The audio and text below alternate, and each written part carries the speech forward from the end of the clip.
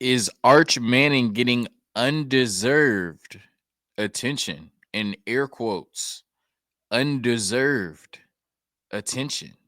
We discuss on today's episode of Locked On Longhorns.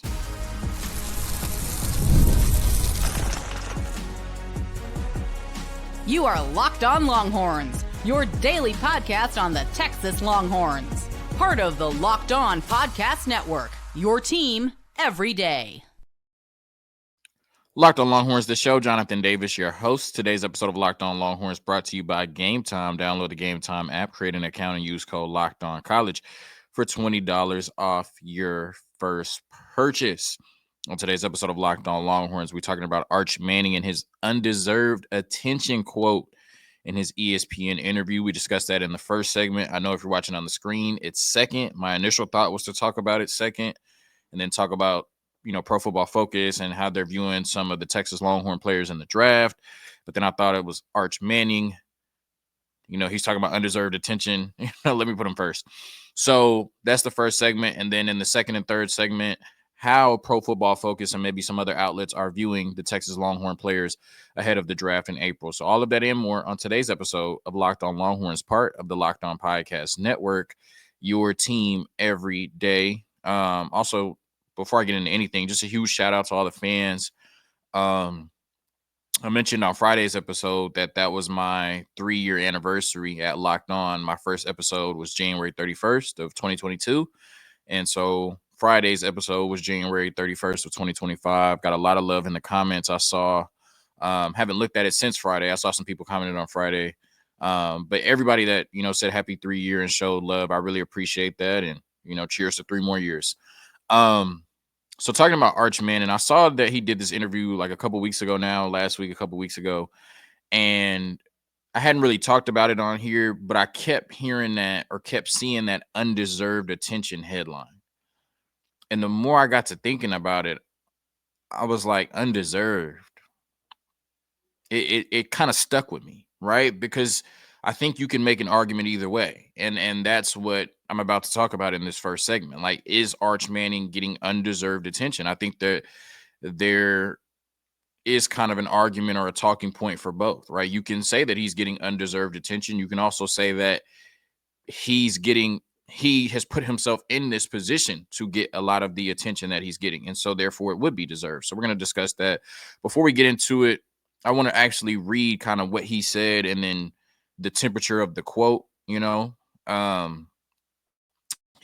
He said, I think a lot of undeserved attention, but hopefully it gets more deserving in the next few months. Manning said of the attention, particularly because of his last name.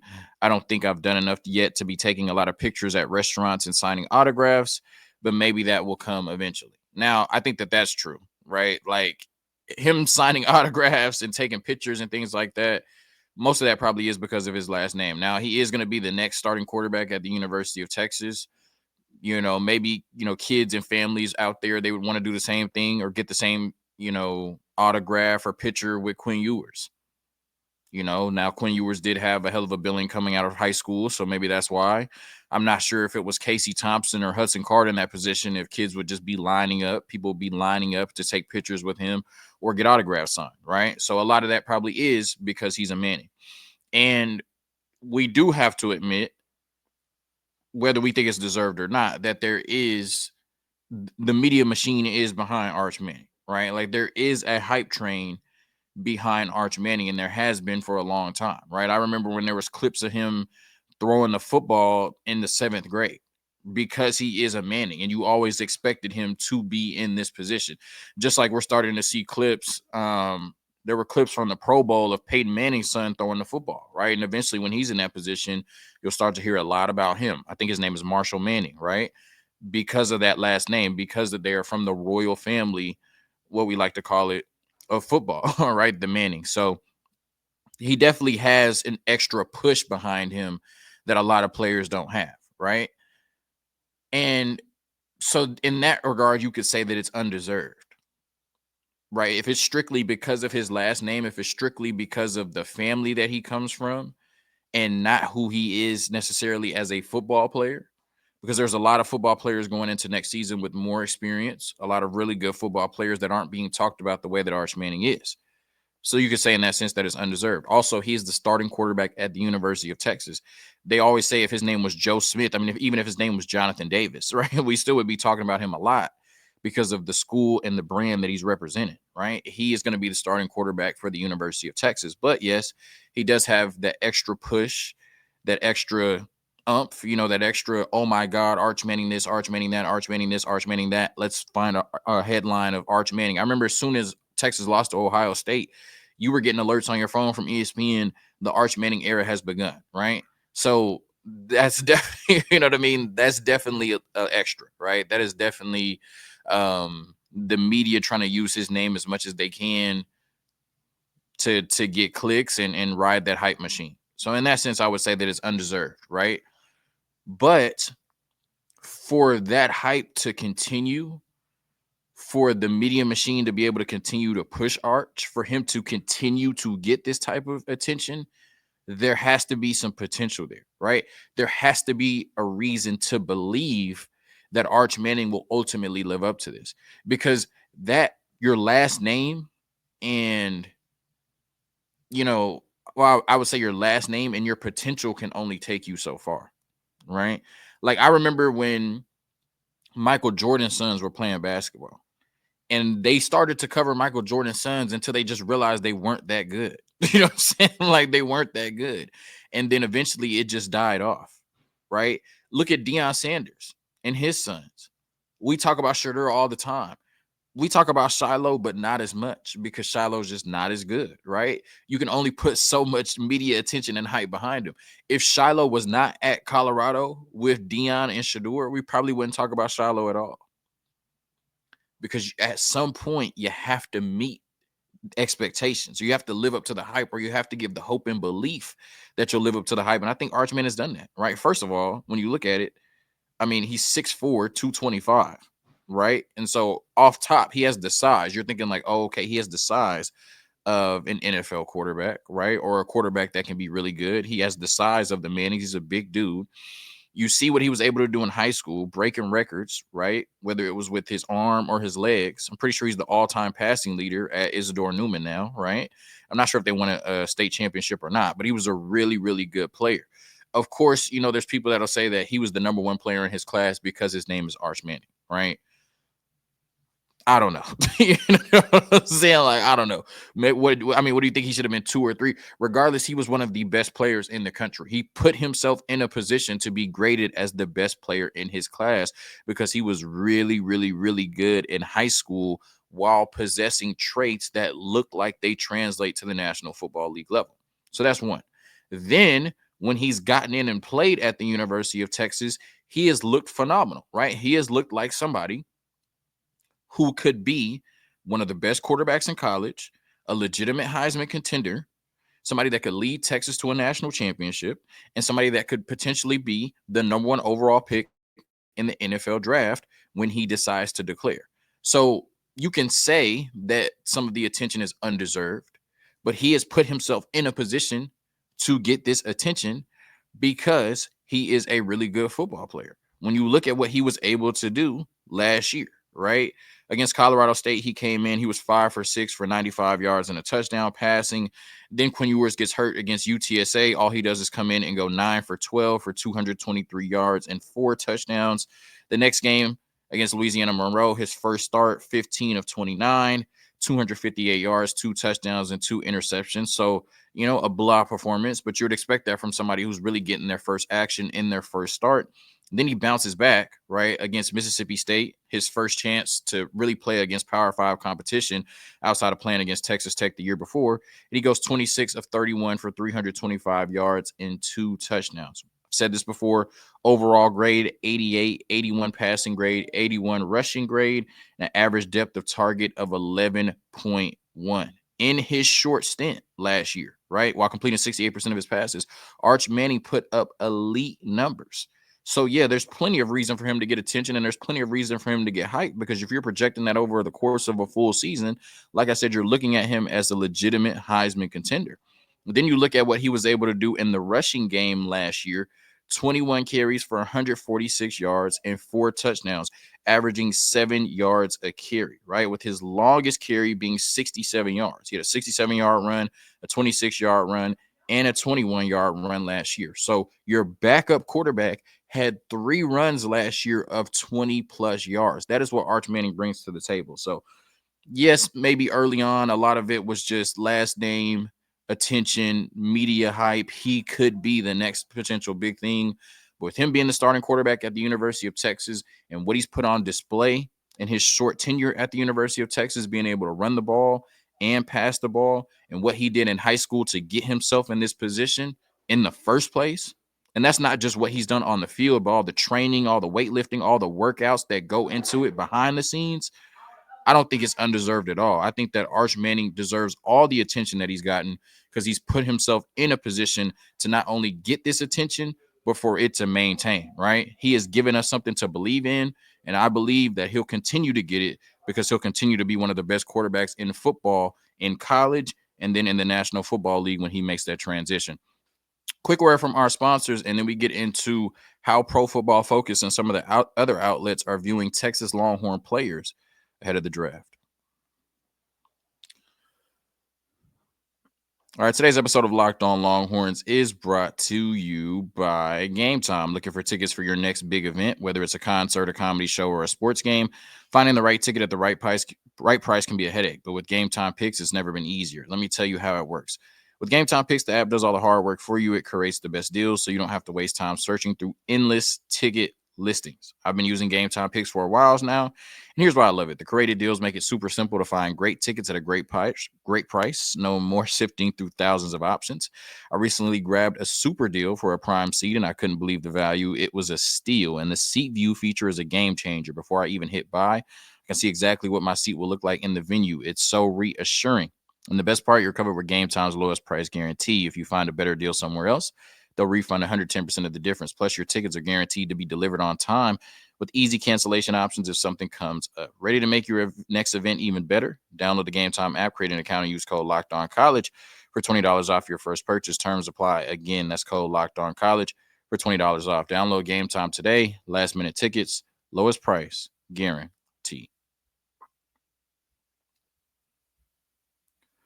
All right, so it's an exciting time for Longhorn players. I think really everybody. I think it's even if you're still in college, just to see that the players that you went to war with, went to battle with, um, achieving their dreams in the National Football League, going through this process, it's really cool, right? Because you envision yourself there one day talking about just hope and belief, right? You're seeing these players that you went to battle with going through that process, and then you're like, okay, I'm next, and I think for the fans it should be cool too, right? Especially I know a lot of Texas fans, a lot of college football fans don't necessarily watch the NFL, or maybe don't watch as much as they watch college, but it's always cool to see that transition. Like I was watching the NFL posted a reel the other day of Xavier Worthy, and it's like it's just crazy going from watching Xavier Worthy for 3 years at Texas to now watching him make plays for the Chiefs and then about to play in the Super Bowl. Like same thing with Mora Ojimo again, right? You're about to watch him play in the Super Bowl with the Eagles. And it's like you remember him making those plays at the University of Texas. So just a really cool time for the fans. And I think, fans and the players, just everybody around Longhorn Nation to see these players, achieving their lifelong dream of, being in the National Football League and, representing the University of Texas while they're doing it all. So starting with some of these players, I was looking at the Pro Football Focus top 300, right? The Pro Football Focus top 300. There's some really good info on there. Trevor Sikkema, he's been on the show before. Kind of looking at each player, ranking them, and then their strengths and weaknesses. Now, he only does it to like the top 100. So if there's a player after that, more than likely, they're not going to have the strengths and weaknesses listed. But yeah, just kind of the top 300 players according to Pro Football Focus. And of course, this is just their big board of how they rate players. I'm sure a lot of it has to do with their grades, not a mock draft. They do that separately, right? Because like they have Quinn Ewers down in the hundreds, and we know that he's not going to make it to pick 100 in the actual draft. I think they had Shador and Cam Ward both in the 40s, and they're probably going to be top 5 picks, right? So it's more so how they view them, just in terms of pure talent or, how good of a football player they are compared to every other football player, but really no indication of where they'll get drafted. So when we look at the PFF top 300, their big board, the number one player on it from the University of Texas is Kelvin Banks Jr. No surprise there, tackle number 15. And they put his strengths and weaknesses. So strengths, flexible hips and wide base for a powerful wide stance. We know how good of an athlete Kelvin Banks is. That makes sense. Foot speed, explosiveness is top tier. That's something that every great left tackle would need to have. Let me put my phone on the screen. You know what I'm saying? So y'all can see what I'm looking at. Can move while in a squatted position, low pad level. Also something that would be very important for a left tackle. Great second level space blocker, right? When you're in athletic left tackle, right? When you're going to get some of the most athletic players on the football field. Like the number one player on the big board is Abdul Carter from Penn State. And it's like they're talking about him being a Micah Parsons clone. Your job is to stop players like that all game, right? Moving backwards, you got to stop players like that, but also be able to get to the second level and block those linebackers, right? Get down there and block those safeties to create those big plays in the running game and in the passing game. So, or screen game, short passing game. So, really good at that, Kelvin Banks is. Natural athleticism gives him high zone blocking potential, right? The ability to move, get left, get right to make blocks. Really impressive balance for a player 320 plus pounds, right? Nimble feet, being able to move, being able to stay upright, square and make blocks at the left tackle position. All things that we've seen from Kelvin Banks over the last 3 years at the University of Texas. Now, weaknesses. Once again, he is still ranked the number 15 player on the top 300. So these are just every player has weaknesses. No player is perfect. Not really, shots at his game. Height hints at shorter arm length, which shows on tape. So he may struggle with some edge rushers that have longer arms, right? Being able to keep those edge rushers that have longer arms at bay because he has, shorter arms maybe. Not an imposing run blocker. He lacks displacement to move when square with the defensive lineman. That's one thing I would say. I've always said on here, I'm not just, staring at the offensive lineman, or just paying too much attention to the trenches. But I will say that, we've always looked at Kelvin Banks as more of a pass blocker, not like a dominant run blocker. He's had games for sure. But we've never really just seen him like finish super strong in the run game or just maul people in the run game, right? He's definitely like a finesse pass blocker, protect your quarterback, make the run blocks he needs to. But yeah, I think that, that's probably where he needs the most work in his game. Too susceptible to push pull moves from the defensive lineman, and hands could be more precise and at the ready. So that is Kelvin Banks. Once again, still one of the best prospects in the National Football League draft. But, those are things that he could work on according to Pro Football Focus. Number 15 overall player on their big board. Number 23, Matthew Golden. He's really shot up, right? I was looking at Matthew Golden as like probably like a third round pick, but I'm seeing him like exclusively in the first round. They don't have his strengths and weaknesses listed on here. It says coming soon. I'm not sure when they're going to post that, but I mean, when I think of his strengths, I really don't know about his weaknesses, you know what I'm saying? But when I think of his strengths, I think the first thing is just the route running, right? Like a really advanced route runner, really explosive player, right? Somebody that can make plays from any wide receiver position, can make plays on kick return and punt return, strong hands. We saw him a lot of times making contested catches in the end zone, contested catches on the sideline, the ability to go up and get balls, the ability to catch balls that aren't perfect, even with his smaller stature. He's only like 6 foot flat, 6'1". I think he does a really, really good job of getting to the ball and making plays and just making himself available for the quarterback. So love what Matthew Golden brings to the table. And it makes sense why he decided to leave, right? Because he could have came back, played with Arch Manning and been the number one. But definitely, we're looking at, Matthew Golden is probably being a first round pick at this point. And I think that's super dope. Jahdae Barron comes in as the number 28 player. Jahdae Barron from Texas. Strengths, adequate size and strength for the run defense, tackling from the slot. We know that because he was our nickel kind of star corner up until this year. Good closing speed. We've seen that with his ability to get to the quarterback, his ability to make tackles behind the line of scrimmage, power and strength to work through blocks for tackles, right? He reminds me a lot of Jalen Ramsey in that regard, right? Where he's not just a corner, just going to cover and doesn't really want to get dirty in the run game. Like Jahdae Barron will make a living making tackles in the run game from the corner position. Experience and comfort at the linebacker level. I mean, I think you could play him at any position outside of defensive line and he'll do well. Good feel for spot zone coverage. We played a lot of zone coverage at the University of Texas. I think he's going to excel in that, being able to watch the quarterback while also matching routes coming across the field. Good eyes and anticipation no matter where he is lined up. Definitely, right? We've seen him play, and the next thing is versatility for any DB spot. We've seen him play on the outside. He can play both outside spots. He can play in the nickel. He could certainly play safety if you needed him to. Weaknesses: hips a little slower to flip to match route breaks. I'll take their word for it, right? Can get uncomfortable when his back is to the ball, pass interference. Definitely we've seen that. I remember the game, even though he wasn't just super healthy, the game against Oklahoma State when Presley in the slot was kind of getting him, especially down the field. So, that makes sense. Like when you're chasing the wide receiver, maybe doesn't look for, back for the ball enough, may get a little handsy, may have a tendency to, get some flags, things like that. But they say he was better at it in 2024. So that's good. And then his top speed is better than his acceleration, right? So maybe susceptible to some double moves or, things like that. But Jade Barron, we know, really, really good football player. Quick word from our sponsors. And then we get into how the rest of these players are viewed by Pro Football Focus.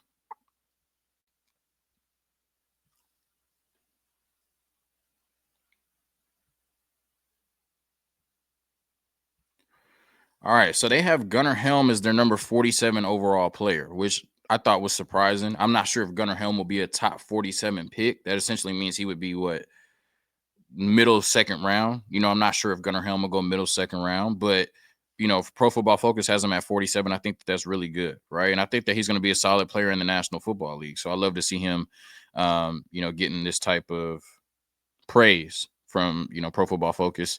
Good core and grip strength to wall off defensive linemen as a blocker. Very balanced receiver after the catch. Definitely can make a lot of plays, make people miss. We saw him this year, whether it was against man coverage or zone coverage, really make himself available to Quinn Ewers. I think he can do that same thing in the National Football League. Weaknesses: struggles against many powerful edge rushers. Right. I mean, a lot of tight ends do. There's not too many tight ends that you want just, out there blocking edge rushers, and could use more pop as a blocker. Definitely was a key blocker for us this year, just in terms of the run game. But, I guess when you're projecting it at the National Football League level, that's something you would want to see a little bit more of. Number 60, Cameron Williams at Texas. Strengths: excellent size for an offensive tackle. I mean, he's huge, right? You know what I'm saying? You want somebody out there, first one off the bus, type of guy. Ideal arm length that looks longer than his 6'5" listed height. So really good wingspan. First step explosiveness is noteworthy for his weight, right? He's not just a big dude at 350 pounds. He's also an athletic dude.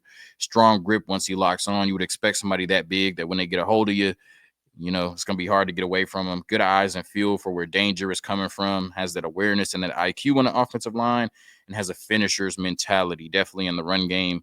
You would expect a big guy like that, right? He's not coming downhill just to put his hands on you. He's coming downhill to put you in the dirt, right? Weaknesses: can explode well for his size, but you can tell the feet are heavy. That's going to be tough when you're going against those explosive edge rushers. Punch timing isn't always consistent, especially when players come right at him. Must clean up penalties, which, you watch Texas, that was huge, right? I think he had like 12 penalties this year. You know what I'm saying? So could be a lack of starts is what they're saying. Could, happen with more experience, but definitely had a lot of penalties. Alfred Collins at number 65. Strengths: a great length for an interior player. Strong upper body with a mean long arm move. Violent, strong hands. Good strength to fight through double teams. Devastating push-pull strength, right? Alfred Collins, just a freak of nature that can play inside and outside. Really strong player with quickness. Weakness is slow pursuit speed for anything outside the tackles. That could just be effort. He also could be just a defensive tackle that's not getting out there, Pad level is naturally high, can let the offensive lineman get their hands inside on him first. Those things he has to work on. Isaiah Bond at number 81, a top tier athlete, knows he needs to hand fight vertical releases, not just run by them every time. Not afraid to put his body on the line for catches, will make tough catches through contact despite his smaller size. Great stop and start body control. I would agree on all those things with Isaiah Bond. Weaknesses: releases and routes lack nuance. I would say that I don't really ever just remember like routes where he was just like, oh my God, you know what I mean? Or like where he was just smoking people off the line or really just routing people up, right? It feels like he wins a lot with his speed. You're gonna have to get a little bit more creative in the National Football League. Needs to understand how to stop when he finds space. That's a lot has to do with zone coverage, right? Being able to find a spot in the zone and make yourself available to the quarterback. And then Andrew Makuba at number 95, strengths, versatile defensive back with ample experience at free safety, box safety, and the slot from Clemson and Texas. Quick control, footwork, and change of direction movements.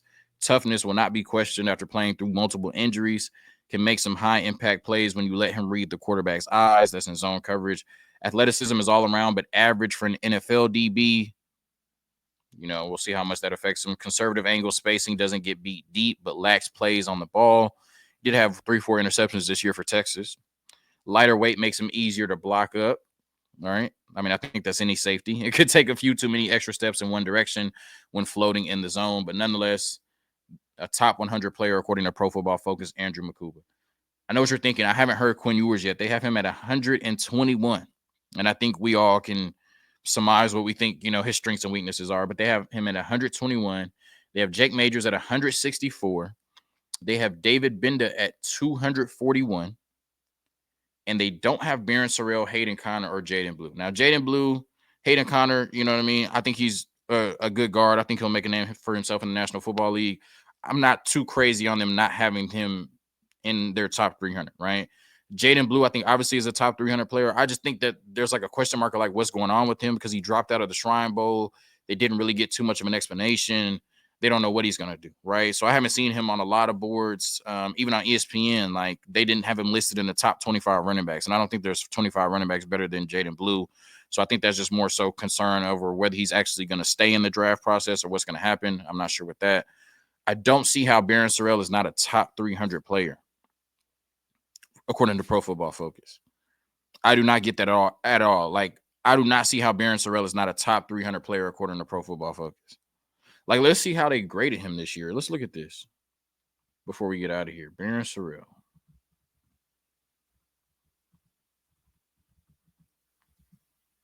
Barron Sorrell. He's the only Barron that's spelled like that, I guess, in college football. That's convenient. Barron Sorrell. 71.6 defensive grade, 73.1 run defense grade, 74.6 pressure grade for the entire season. And he's not a top 300 player. Like that has to just be like a huge misstep from Trevor Sikkema. Like there's no way that because not even 300 players get drafted. You're telling me that Barron Sorrell is not going to be drafted at all, and he's not a top 300 player on the big board? That has to be a misstep from Trevor Sikkema. I'll give him the benefit of the doubt because, like I said, he's been on Locked On Longhorns. But that is how Pro Football Focus views some of your favorite former Longhorns, forever Longhorns that are headed to the National Football League. Thank you for tuning in to another episode of Locked On Longhorns, part of the Locked On Podcast Network, your team every day.